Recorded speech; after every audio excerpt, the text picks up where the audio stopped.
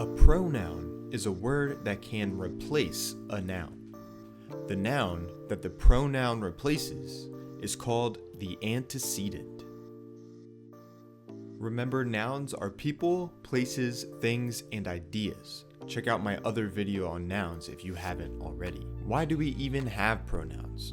The purpose of pronouns is to make sentences more simple and less bulky. For example, meet my good buddy Barnt. Hi, Barnt am Barnt. Barnt would like to learn yoga. Yoga looks relaxing to Barnt. For days, Barnt has watched yoga masters. Yoga masters make yoga look easy. But now, Barnt is going to try yoga for Barnt.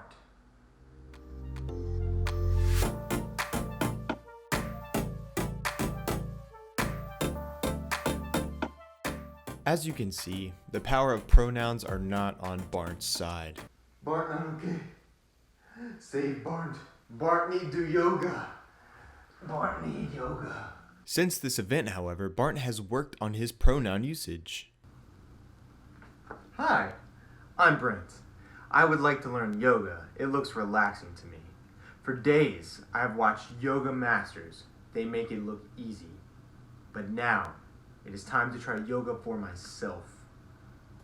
Wow, Brent, your pronouns are so good that your name changed. Let's see Brent's new linguistic skills before we see his yoga progress. I'm Brent. Firstly, he replaced his name with the pronoun I. I would like to learn yoga. Again, he replaced his name, the antecedent, with I. It looks relaxing to me. Now he replaced the antecedent word, yoga, with it. I have watched yoga masters. They make it look easy. He replaced the antecedent yoga masters with they, and he referred back to yoga using it. It is time to try yoga for myself. Myself is also a pronoun because it refers back to himself.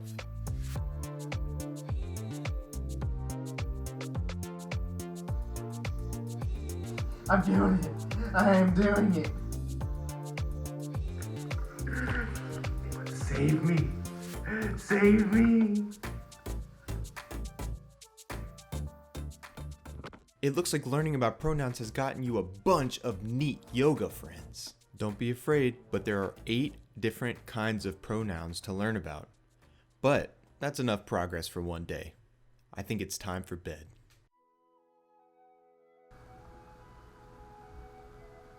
Good morning. Rise and shine, it's a new day to learn all about the different kinds of pronouns. Let's get started. Well, I guess I can't wait to learn about pronouns, Master Pronoun Master. First, we have personal pronouns that refer to a person or a thing. The words that fall under this category are I, me, we, us, you, she, her, he, him, it, they, and them. For example, Hey, how are you? Are you talking to me? I'm great. he looks angry. They are having fun.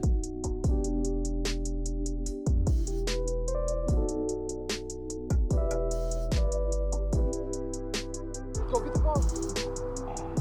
Yes. Go get it. Yes. Next, reflexive pronouns are like a reflection.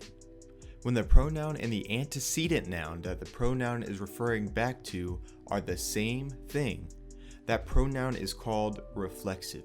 It's like the pronoun is mirroring and reflecting back on the antecedent. The words that fall under this category are myself, ourselves, yourself, yourselves, himself, herself, itself, and themselves. For example, Hey Hopper, can I have a high five? I'll just high five myself. Hey Hopper, you want to go on a walk? No, I don't want to go on a walk. Fine, I'll just walk myself. thirdly, we have emphatic pronouns.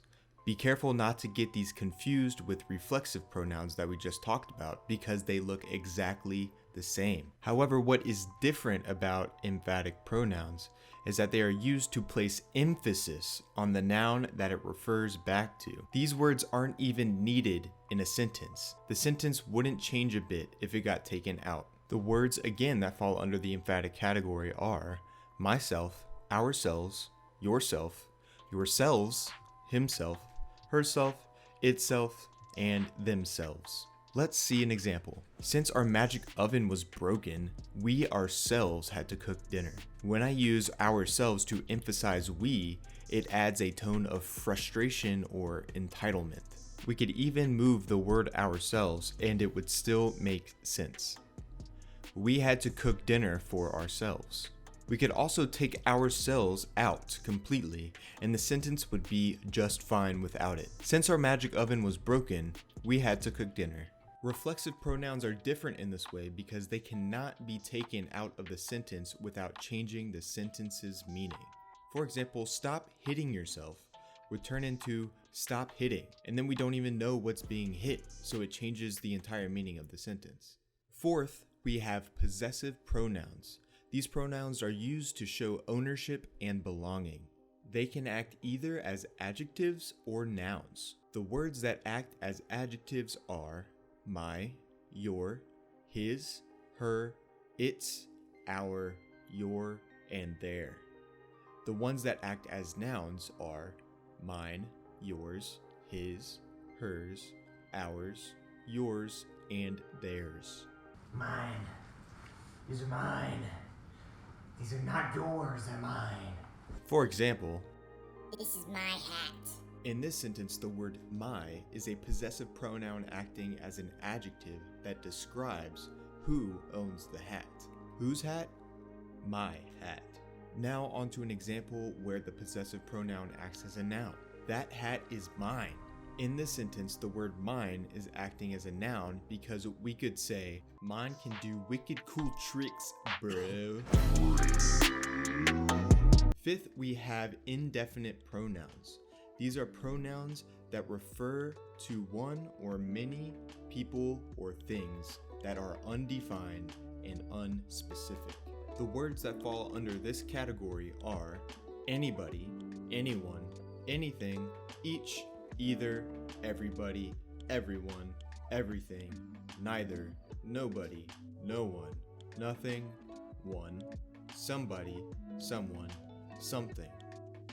Both, few, many, several, all, any, most, none, and some.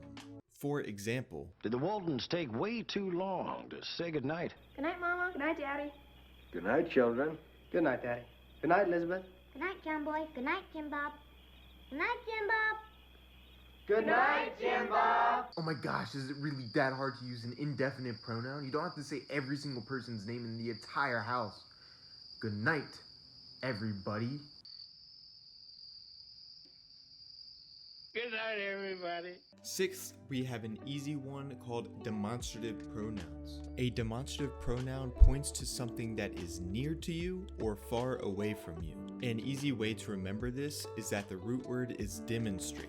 The words that fall into this category are this, these, that, and those. If something is near to us, we use this and these.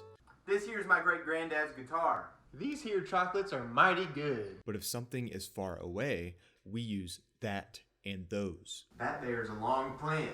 Look at all those chickens.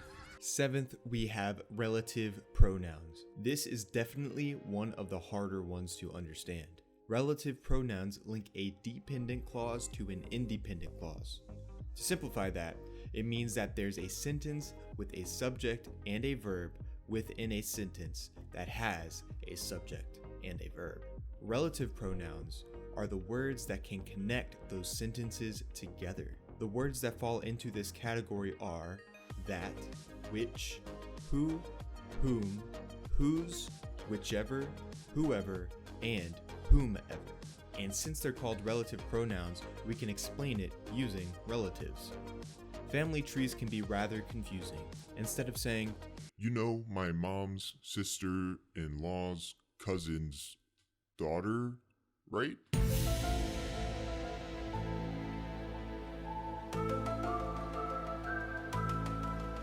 We can say instead, you know that distant relative that can play 3 instruments at once?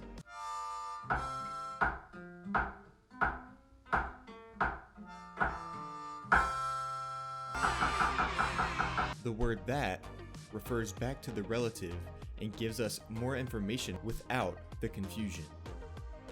And 8th, we have interrogative pronouns, which sound far more complicated than they actually are. Interrogative pronouns are used to ask questions. An easy way to remember this big word is that it sounds like interrogate. Interrogation is when you ask somebody a bunch of questions. The words that fall into this category are who, what, which, whom, and whose. For example, Hey, what are you doing? I don't know. Oh yeah? Whose are they? Not yours. now it's not likely that you'll have to know each and every kind of pronoun in real life. The most important thing to remember is that pronouns are words that replace nouns. And the word or the noun that a pronoun replaces is called the antecedent. While the definition is simple, these pronouns can look very different from one another, and I wanted you to see all of their 8 different faces. Whoop-de-doo. What's the big deal? Who cares, right? However, there are probably around 700,000 nouns in the English language, and there are only about 100 to 200 pronouns, if that. It's crazy that all of those hundreds of thousands of nouns can be replaced with only 200 pronouns. That's why it's so important to know what they look like and what they do. As always, thank you so much for watching. Thank you for taking some time out of your day to attempt to learn something. Please hit the like button, leave a comment, subscribe, hit the notification bell or whatever so that more people can see this who have absolutely no idea what pronouns are. You the best. Have a great day. Bye-bye.